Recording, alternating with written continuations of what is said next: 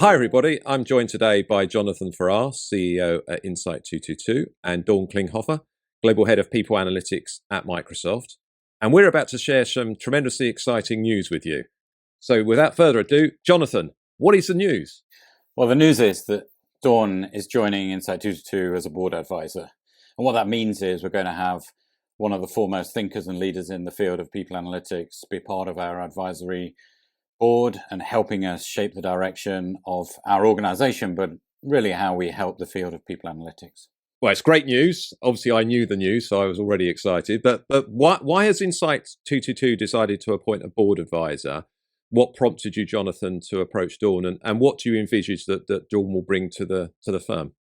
Yeah, well, the people analytics field is growing. We know that. We've done research in the people analytics trends reports over the last 3 years. We also know that the global economy is very complex, and many of the issues that are being tackled by business leaders are people-related topics, and the need for data is growing to make informed decisions. So all that's in the sort of sphere of what we're talking about. But here at INSIGHT222, we're trying to help shape people analytics teams and their functions in many, many different organizations in many industries. And to do that, we have always tried to hire people into our team who have got expertise in human resources or analytics or people analytics specifically. But we've not ever had anyone active in the community, like in a company, really helping shape our direction. So that's really why we went out there and thought, we really could do with having someone helping us as board advisors, as board members, thinking about the direction that we're heading in. And so, Dawn is a perfect person for us. I've known Dawn for many years, but also Dawn has got, great experience, but leads from the front, and just having that real day-to-day active knowledge of what's happening in the world of business from inside business is going to help us shape our direction and therefore help the field of people analytics further. Thanks, Jonathan. Turning to you, Dawn. Like Jonathan, we've known each other for quite a few years as well. So I'm personally very excited that we're going to be working closer together. What attracted you to join INSIGHT222 as a board advisor? Well, aside from the fact that as you both put it, we've known each other for many years, I've been increasingly more impressed with the work that's come out of INSIGHT222, the research activities that you've embarked on, and just the thought leadership in the field. I feel like now is a great time to join INSIGHT222 as a board advisor. I feel like you are already the premier people analytics, I would say, consulting firm out there, but there's a lot more that we can do to help the people analytics field and companies more broadly, not just focusing on HR, because I think things are changing. I think that the last few years have showed us that this is not just support for HR anymore. Yeah, I think you're right, Dawn. There's been a lot of turbulence, isn't there, so far in this decade. And between the two of you, you've got over 30 years experience within the people analytics field. So I think it's a great opportunity to ask you both your thoughts on the current and future state of people analytics. So Dawn, starting with you, where do you see people analytics today? Where do you see the field going in the next 5 years, particularly given the current turbulence in the world? And what excites you most about the future of people analytics? So, as I just mentioned, I think one of the things that we're going to need to really think about is how we partner more with the business directly, and that comes with many challenges. Obviously, data confidentiality and privacy is super, super top of mind as I think about partnership more. But how do we break down those barriers and do things in a way that we are keeping data confidentiality and privacy at the top of the priority list, but ensuring that we bring so many more data elements together to get the best results possible. I see that going on at Microsoft, and I see that going on at many other companies as well. And, not everyone is going to have access to every single data set, but we need to come together in some way to be able to leverage those different data sets for the outcomes that we're trying to drive. And Jonathan, sort of same question to you. Where do you see people analytics today, and where do you see it going in the next 5 years, despite, or maybe because of the current turbulence that we're experiencing? And the same question to you: what excites you most about the field? I mean, I'll turn it round and answer that that last one first, because what excites me about this whole field is the potential for helping businesses as a business, as an enterprise, but also the potential for helping human beings within the business become more, have more tools and more opportunities inside their organization, because the data will shine more insights to help them as people and have the experiences for them as an employee. That's what excites me.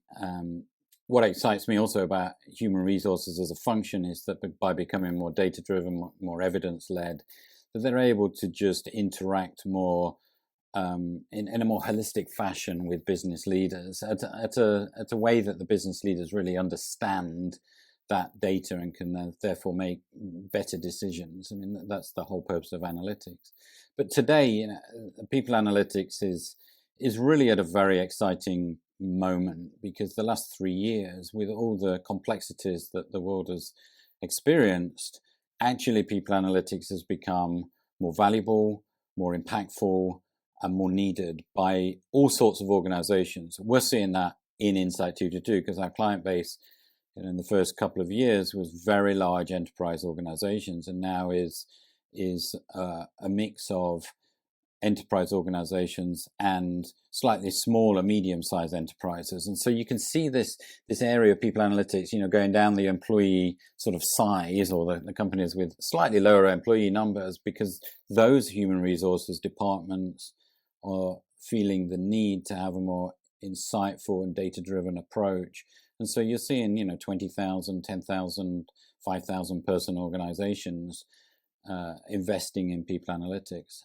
So that's what's happening today. And therefore, 5 years' time, I see this being like, marketing, like finance, like real estate, where the infusion of analytics becomes a day-to-day aspect of that function's existence. And therefore, 5 years' time, we will have more more analytics, more data-driven approaches, but more technologies, more processes spearheaded with analytics, more people processes that's spearheaded by analytics, more executives in the business turning to HR leaders because of their data savviness, and therefore more C-suite people decisions really made by an insightful, evidence-based approach.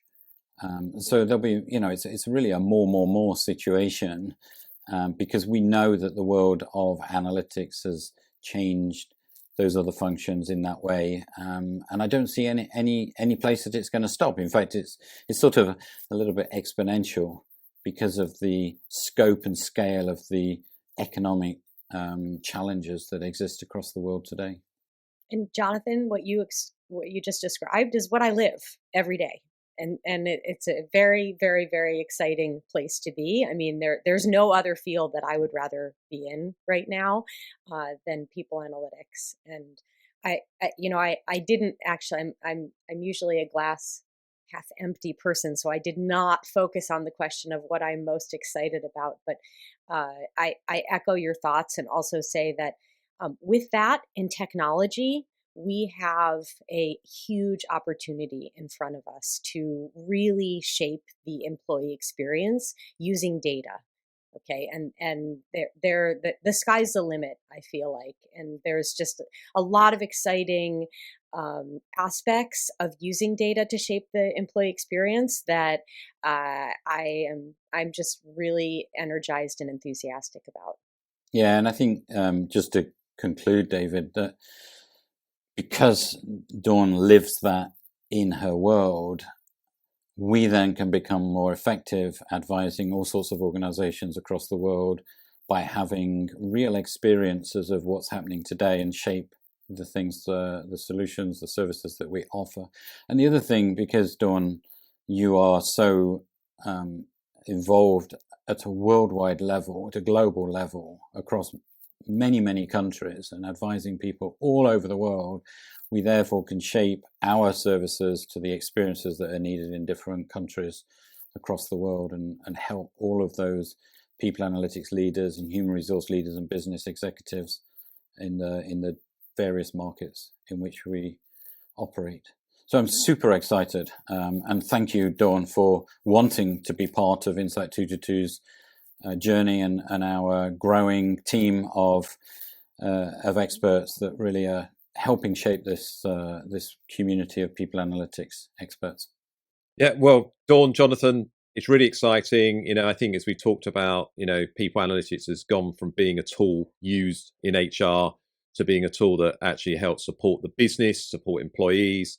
And actually, I think as we move through the next 5 years, something that's going to benefit societies as well. If we think about the work around diversity, equity, and inclusion, and we think about investor demands for more information around organisations' human capital as well. So really exciting times. And Dawn, it's great that you're going to be on board with us to help us navigate through those waters as well. So thanks to Dawn and Jonathan. Really looking forward to working together to support INSIGHT222 clients and the whole HR community. Stay tuned to those watching this to insight222.com for more information. We'll be announcing later this month about a webinar in February 2023 on leading companies in people analytics that Dawn is going to join with me and Jonathan. And also, Dawn will be hosting a peer meeting of the INSIGHT222 People Analytics program later this year in Seattle. So really looking forward to that. And until then, everybody take care. See you soon.